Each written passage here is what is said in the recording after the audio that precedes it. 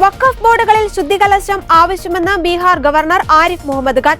വഖഫ് ബോർഡുകൾ വിവാദവും വ്യവഹാരവും നിറഞ്ഞതെന്നാണ് മന്ത്രിസഭയിൽ തന്റെ അനുഭവമെന്നും ആരിഫ് മുഹമ്മദ് ഖാൻ പറഞ്ഞു. നിലവിലെ കേരള ഗവർണർ രാജേന്ദ്ര ആർലേക്കർ നല്ല മനുഷ്യനാണ്.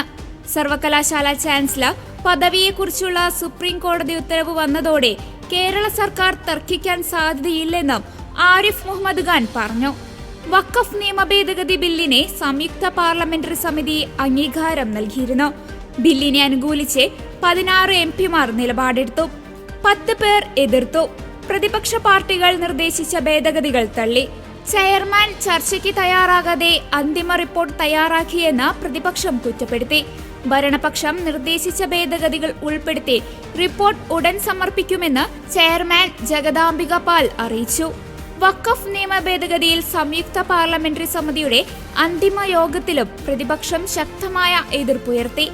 ചർച്ചയ്ക്ക് തയ്യാറാകാതെ അന്തിമ റിപ്പോർട്ട് തയ്യാറാക്കുന്നുവെന്നായിരുന്നു പ്രതിപക്ഷത്തിന്റെ പ്രധാന ആരോപണം. ചില വ്യവസ്ഥകളിൽ മാറ്റം വേണമെന്ന് NDA സഖ്യകക്ഷികളായ JDUവും തെലുങ്ക് ദേശം പാർട്ടിയും ആവശ്യപ്പെട്ടു. എന്നാൽ ബജറ്റ് സമ്മേളനത്തിൽ തന്നെ റിപ്പോർട്ട് സമർപ്പിക്കുമെന്ന നിലപാടിൽ മാറ്റമില്ലെന്ന് ചെയർമാൻ ജഗദാംബിക പാൽ വ്യക്തമാക്കി.